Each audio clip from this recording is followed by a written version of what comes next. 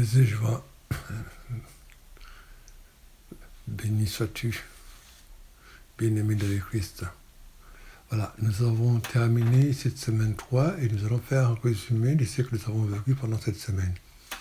Et cette semaine, nous nous sommes intéressés aux évangiles.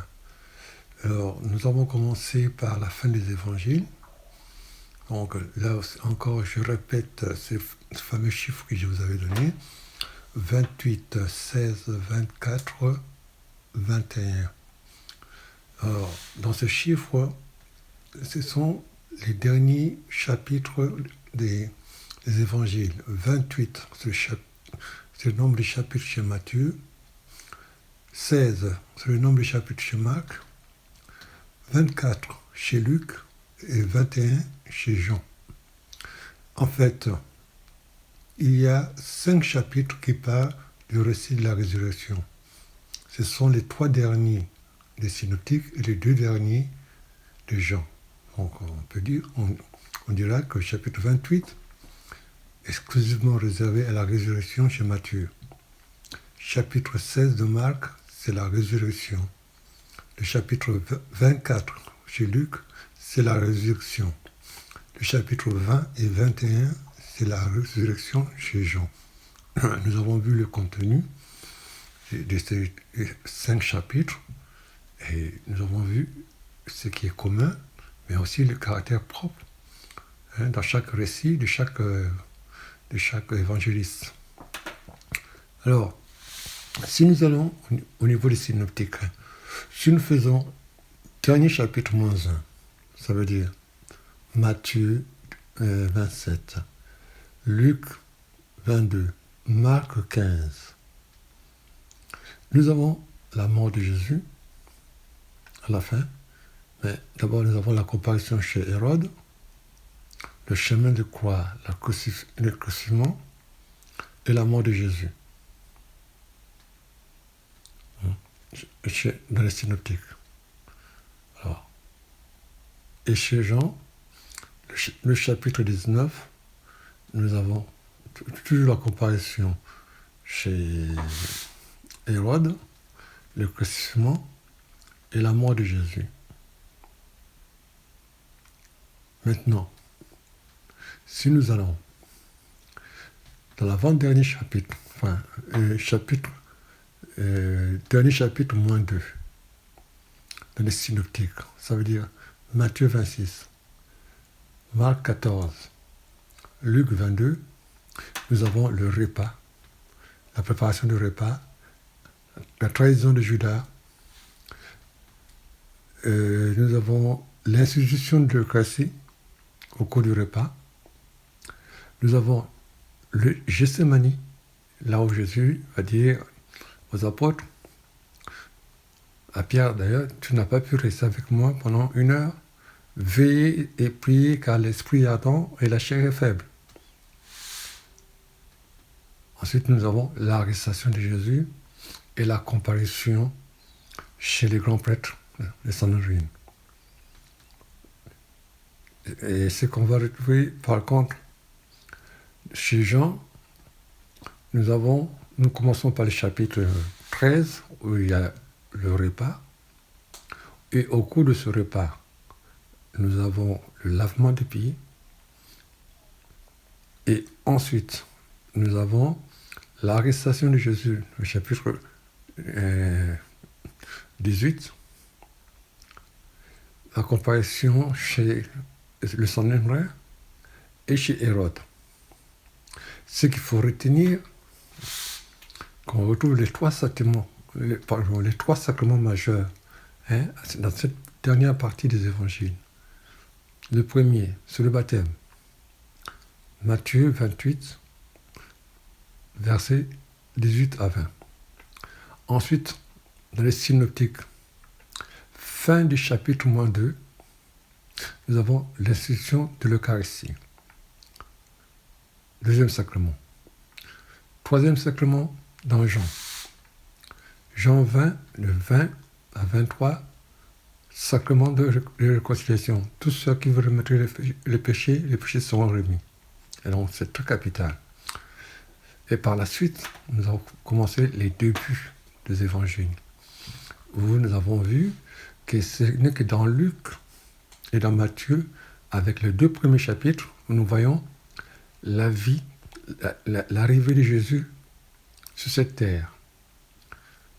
Chez Matthieu, on commence par la généalogie de Jésus, avec 42 générations entre Abraham et comment on appelle, Jésus. Ensuite, nous avons l'apparition de l'ange à Gabriel qui dit de ne pas répudier Marie, que cet enfant, c'est lui qui viendra sauver le peuple d'Israël de ses péchés. Il va s'appeler Jésus ou Yeshua en hébreu, qui veut dire Dieu sauve. Et toujours chez Matthieu, nous allons voir les rois mages, la fuite en Israël, enfin en Égypte, et puis le retour à Nazareth. Chez Luc, nous allons voir l'ange Gabriel toujours qui apparaît à Zacharie, qui lui dit que sa femme aura un enfant qui va s'appeler Jean-Baptiste, le précurseur de Jésus. Ensuite, nous avons l'annonciation, toujours avec l'ange Gabriel, et qui va commencer cette belle entrevue par dire « Réjouis-toi, comblé de grâce, le Seigneur est avec toi ». Qui va annoncer d'ailleurs du reste à Marie que sa sœur Élisabeth est enceinte. Ensuite, nous avons la visitation. Au niveau de la visitation, lorsque Marie s'approche d'Élisabeth, l'enfant à l'intérieur tressaillit et Élisabeth qui va s'écrier « Tu es bénie entre toutes les femmes et le fruit de ton sein est béni ». Cette partie d'Élisabeth et de la salutation de l'ange constitue la première partie de l'Ave. Et Marie, après Élisabeth, elle va s'extasier par un chant de louange avec le cantique de Zacharie. Mon âme exalte le Seigneur. Et par la suite, nous allons voir la circoncision de Jean-Baptiste, à qui on va donner le nom de Jean. Et puis,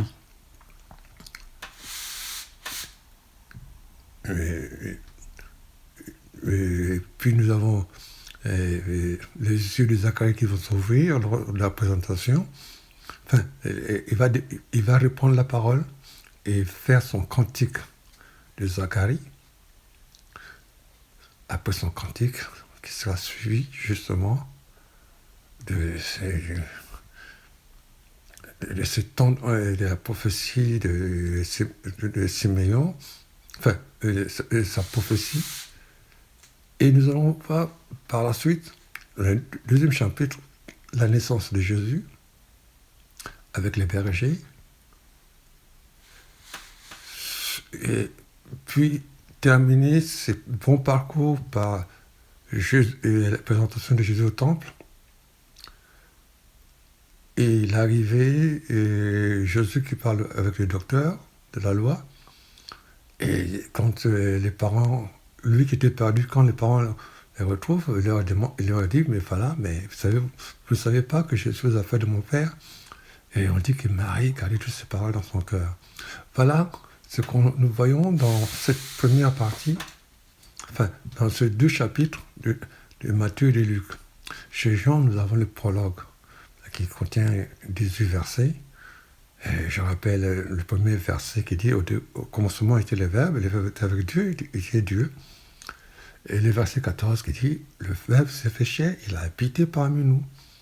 Et le dernier verset de ce prologue qui nous dit « Nous, on a vu Dieu, il n'y a que le Fils de Dieu qui était dans le sein de Père qui l'a fait connaître. C'est Jésus qui nous fait connaître le Père. » Et par la suite, toujours dans Jean, nous allons avoir la prédication de Jean-Baptiste avec son témoignage. Et enfin, ça va se terminer par l'appel des 4 premiers disciples. Chez Marc, par contre, on a Ce premier chapitre résume au moins les 2 chapitres de Matthieu, 3 et 4, et Luc 3, 4, 5. On va retrouver la prédication de Jean-Baptiste, et le baptême de Jésus, la tentation au désert, l'appel des disciples, les 4 premiers disciples, puis plusieurs guérisons. Et Jésus en Galilée, il va commencer son ministère. Avec un petit bémol chez Luc, Jésus commence son ministère en déroulant le rouleau d'Isaïe, où il est dit « L'Esprit du Seigneur m'a envoyé pour proclamer la bonne nouvelle ». Et il dit que par la suite, aujourd'hui, c'est réalisé cela. Voilà ce qu'on peut dire pour vous les évangiles. Donc, nous avons vu la fin des évangiles, nous avons vu le début des évangiles, et je vous disais aussi qu'il y a des passages qui sont importants à lire dans chaque évangéliste.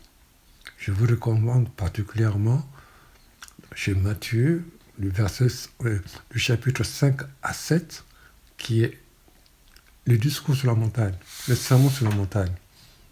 Et puis si vous avez un moment encore de lire les chapitres 13, 14, 15, 16 et 17 de Jean, qui est le testament de Jésus. Voilà. Donc voilà, nous avons plus ou moins résumé les évangiles, mais c'est plus profond, il y a d'autres choses à voir à l'intérieur. Mais là, nous vous avons donné le début et la fin. Et maintenant, vous pouvez traverser du début à la fin de chaque évangéliste. Ça vous donnera un peu l'ensemble du contenu des évangiles. Je crois que vraiment, si on veut commencer à ne lire que la Bible, il faut déjà commencer par là. C'est important. Que Dieu vous bénisse. Amen. Alléluia. On continue sur nos pas à pas. Alors, cette semaine, essayez de revoir tout ce que nous avons fait pendant cette semaine. Essayez de faire les différents exercices qu'on vous a proposés. Ça vous permettrait d'avoir un regard un peu plus attentif par rapport à tout cela. Que Dieu vous bénisse. Que l'Esprit Saint vous précède en Galilée. Amen.